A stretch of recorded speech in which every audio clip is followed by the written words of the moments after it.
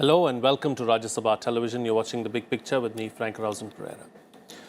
Goa Chief Minister Manohar Parrikar passed away at the age of 63 on Sunday, March 17, 2019, leaving behind a rich legacy. A few months before his death, almost a dozen clerics reached the BJP headquarters in the state to read the Quran for him. Goa's archbishop Filipe Neri Ferao also appealed to the Catholic community to pray for his recovery. Such was the love and adoration for him. Parrikar, who died battling pancreatic cancer, served Goa till his last breath. One of the tallest leaders of Goa, he served as the chief minister for the state 4 times. An unconventional leader, Parrikar believed in simplicity and humbleness. Till the end, he resided at his private residence 13 kilometers from Panaji instead of staying at a government bungalow. Even as the chief minister, he carried himself with utmost respect and humility. But that is not the only reason people will remember him for. Manohar Parrikar's role as defense minister, though for a short period of just 3 years, was memorable as he played a key role in planning the 2016 surgical strike against terror launch pads in Pakistan Occupied Kashmir. On this edition of The Big Picture, we will look back at the life and times of Manohar Parrikar. Joining me on the program today are Ashok Tandon, senior journalist, Ajay Banerjee, defense correspondent of the Tribune, and Shekhar Iyer, senior journalist as well. Thank you to all my guests for joining me on this edition of The Big Picture. Mr. Tandon, I'd like to begin with you. Before we talk about the legacy, his political journey, his political achievements, his achievements as a defense minister, let's talk about the kind of human being he was, known for his humility and simple nature. No, before that, I would like to say that the kind of void he has left in the politics of Goa particularly will be very difficult to fill, because he was an acceptable face across the party lines, and that was one of the reasons why BJP was forced to send him to Goa to cobble together a coalition, and that was because of his life which the people of Goa had witnessed over the last 3 decades. See, he entered politics in 1988. And IIT graduate. Even today, people believe that the IITians will never enter politics, and he entered politics in first time he won assembly election in '94. But he made a mark when he literally staged a coup and toppled the Congress government in Goa in 2000 without indulging in any kind of horse trading. And that was the mark which he left on the politics of Goa, which has always been a turbulent state. But he tried to give stability to the Goan politics, 4 times chief minister, but unfortunate Goa with 40 seats in the assembly could not get a very stable government. But coming back to his lifestyle, from day one, see, under the influence of the RSS, which has always preached simplicity in public life, he followed it in letter and spirit. Throughout his life, everybody knew him as the man next door. And therefore, he became popular. Very small state, Goa, very difficult to hide anything. And that was the mark which he left on the public life, which I think politicians across party line must follow. And that's why I said the void which he has left, apart from the legacy of simplicity and dedication, all the time thinking about the development of Goa, irrespective of the religion or caste or creed. And that was one of the reasons why first time in Goa, BJP could get Christians elected. And they were the people who would say, no, only Parrikar is acceptable to us. So all that made a lot of difference in the politics of Goa and also in the life of the BJP, because he was the first at the Goa BJP National Executive when he proposed the name of Narendra Modi as the young new generation prime ministerial candidate. And so he had his understanding of the politics at the national level as well. Later on, as you said, he made a mark as defense minister. Right. But one thing I would like to mention here is when he was leaving Delhi as defense minister, going back to Goa as chief minister, his last words was, I have as defense minister the debt which people of Goa had because the Indian armed forces had liberated Goa from Portuguese. So that debt I have repaid on behalf of the people of Goa to the armed forces in Delhi as defense minister. Very touching remarks he made. all the time love of the people of Goa and development of Goa in his heart. Right. Such a wonderful person. Yeah. You know, right to the end, Shekhar Iyer, he served the state, he served the people. He could have taken rest. He could have stepped back and said, no, I want proper medical care, and stepped away from his office. But, you know, with those pipes coming out of his nose, we saw all those pictures on national television. He decided to work till the end. What does it say about the person? Well, he was an unusual politician. I mean, you seldom get such people who are in politics, but yet not fully seeped in politics. For him, politics was a way of serving people, and it had a lot to do with his own upbringing and the way he started his life in a small village near Mapusa in North Goa. And throughout his career, I mean, whether it was in IIT, today we have heard accounts of how his first debut in politics, if one can say in student politics, was when he was one of the mess secretaries of IIT hostels in Powai, Bombay, and where there was some issue about snacks being served in the hostel, and because they were constantly getting that aloo bonda, which the students were fed up. So he fought for their rights and said, why not go for a sabudana bada? So, you know, that's how he was more into it. And we have seen his 2 years junior, Sudhindra Kulkarni, who served as secretary to Prime Minister Vajpayee. He has recounted how, though, you know, Parrikar was totally a committed RSS person, and Sudhindra Kulkarni then was a Marxist. Despite ideological differences, they had some of the best of friendship, which goes to show, as Mr. Ashok Tandon pointed out, that in a place like Goa, despite being an RSS person or a person who has grew in the RSS way, he could somehow, you know, get into dialogue, get into samvad with different sections of the people. And we saw when he was very sick, when he was undergoing treatment, prayers were organized in churches and mosques besides temples. And he brought two things, I would say, to Goa, which is very important to note. One, he brought stability to the politics of Goa, because no matter which party had numbers, there was constantly this Ayaram Gayaram factor, even during the good years of Congress, because always there were smaller parties who would play. But he brought about a great amount of stability in all the stints he had as chief minister. And the second thing is, he managed to keep that life as a simple person. I mean, our pictures of him are riding on a scooter, even as a CM, or standing in the queue at the Indira Gandhi airport terminal, waiting for his turn, getting his boarding pass, boarding the bus like every other passenger, taking the normal service aircraft. You know, these are the images. And apart from that, in most of these functions, he would appear in the thick of Delhi summer. He would appear in a bush shirt and with trousers and a pair of sandals, which normally you and I would do. You know, not trapped by what is called the ministerial paraphernalia. Of course, in the defense, there were occasions where he had to wear the bandkola coat, and he would often feel uncomfortable. Uncomfortable not because of the particular, you know, the clothes he had to wear, but the fact that entailed a lot of ceremonial things which he felt did not suit him. But as a defense minister, he has left behind a legacy which you just mentioned. The way he implemented one rank, one pension, which was a thing which was hanging on fire.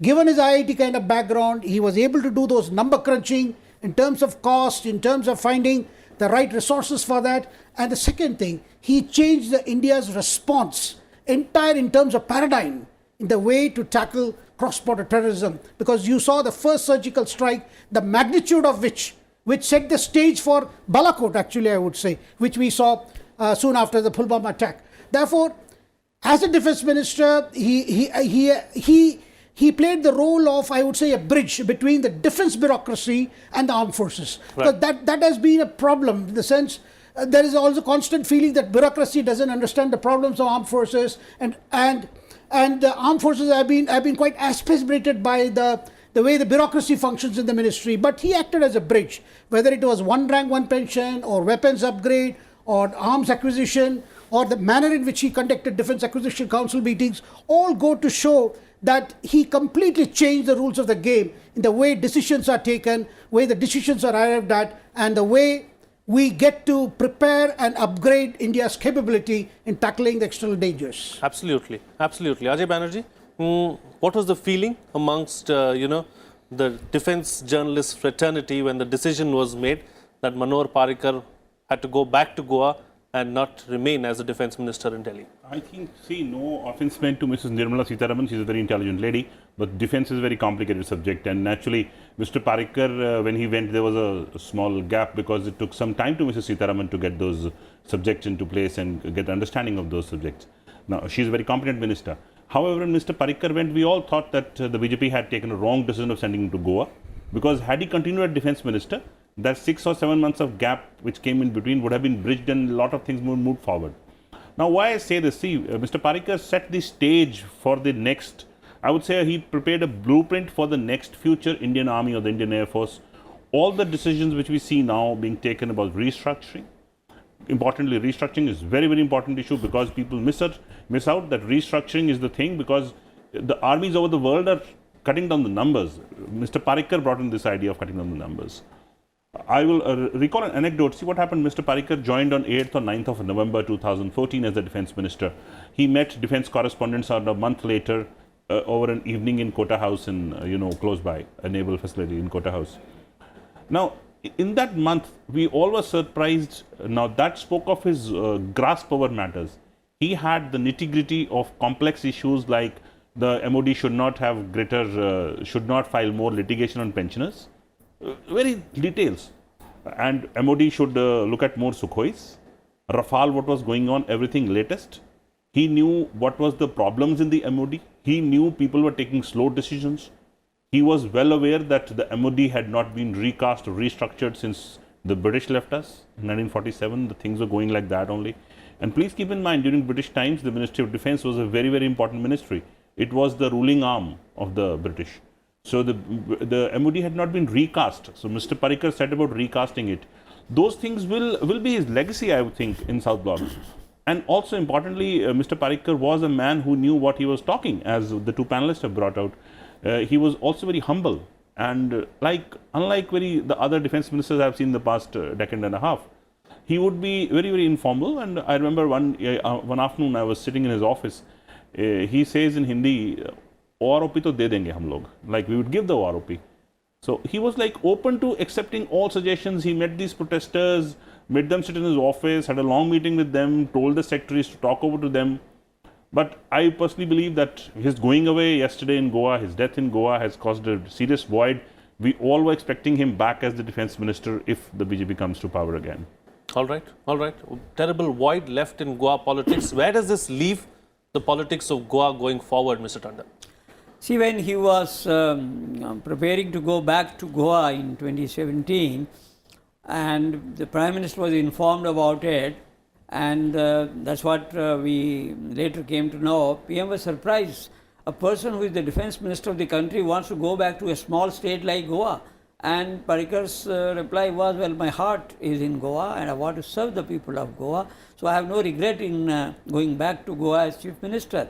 So politics of Goa has always been turbulent, as we all know, and it still is turbulent. Even today, a lot of issues are being debated in Goa, whether who will be the next chief minister. But one thing is clear, that in 2017, after the February election, when hung assembly was returned and BJP was in minority, and of course nobody got the majority, but Congress was the single largest party. And then the question arose whether a BJP government supported by the regional parties could be installed. And those who are on the periphery said, well, if Mr. Parrikar is the chief minister, well, we can support him. And that's how, in fact, the BJP was forced to take a decision. And Mr. Parrikar was more than willing to go there and serve the people. And that is how, as Shekhar has said, in the last couple of years, he provided stability.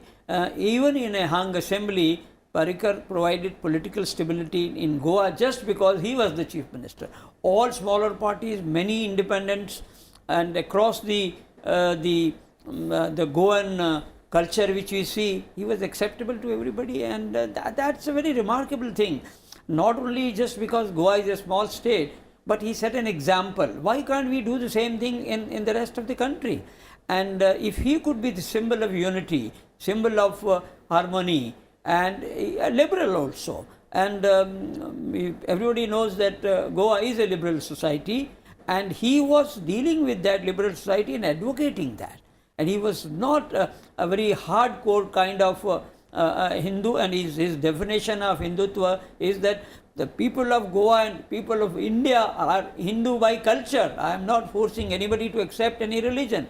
But that was the philosophy which he preached, and I think it's a great loss. Particularly, the people of Goa will never forget him, and that void, I think, is very, very difficult to fulfill. That having been said, Shekhar Iyer, on the one spectrum, on the one hand of the spectrum, he held or handled the defense portfolio.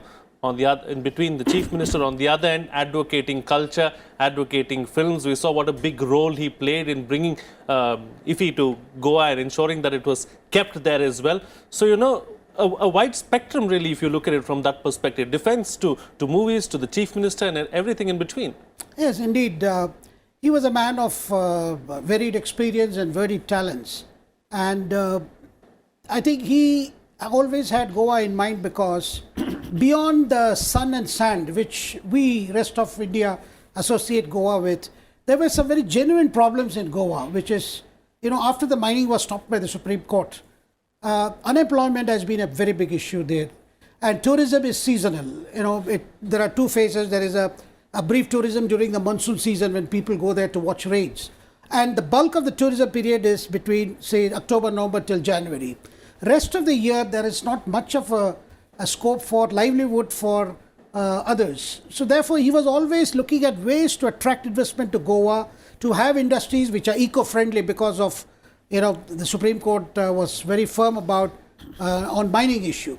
So Goa has been struggling to, get on its feet, particularly after the ban on mining. So he was involved in chalking out schemes, way to start industries, get IT industry in Goa, those industries that do not affect environment. So there was a big challenge on his mind. That is something that was always on his. And other thing was, if tourism was the only money spinner for Goa, how to create world-class facilities. So that saw him getting involved in constructing new bridges, better connectivity, broadening the highways. And I remember when I went to cover a BJP national convention in Goa, and he had taken over in 2000. And I remember in 2001, 2002, as soon as he got out of the airport, the first thing he did was, the first impressions anyone had of Goa was the beautiful highway from the airport, from the Dublin airport, into the interiors of Goa through broadening that highway past that Indian oil refinery, where they have the oil storage, and then into one going to North Goa and the other to the South Goa. So he did a lot to create that infrastructure, finally led to Goa earning a top spot among the world's best destinations for tourism. Now that is the kind of vision he had for Goa. That's why you saw him the other day, despite with his tube sticking out, going to see the progress of work on construction of a bridge over River Mondavi, or going to see what has happened to a second or a third bridge on the River Zuari. So he was involved into all that because he felt Goa needed to create this infrastructure on the basis of which it would be able to attract investment, and Goa had to look for other than tourism, because tourism was there and perhaps it could go on be exploited, but more need to be done for Goa. That was always on his mind. And other parties, particularly when we saw Goa elections through a hung assembly, the fact that the smaller parties were willing to support his leadership was because of his vision, his ideas, which they felt ultimately every party, the big party or the small party, have to go back to the people. And the big question there is unemployment, water, land use. Now these are the issues that are best served when you have a very effective chief minister and you have a good governance model. So therefore Parrikar's role in Goa was not just about balancing people, but it was various sections of people, but was also to see that good governance resulted in progress and development of the state, because our understanding of Goa is all about the green, but beyond the green, there are very grave issues affecting different sections of society there. And to which those issues, Parrikar was always in search of an effective solution. So it was not just about the superficial, but it was about, the real issues on the ground and going deep and trying and handling those issues and ensuring that, a better Goa and a prosperous Goa is created. Ajay Banerjee, as far as his role as defense minister is concerned, surgical strike, OROP apart, what else really stood out and stands out for you, and what is it that you will always remember him by?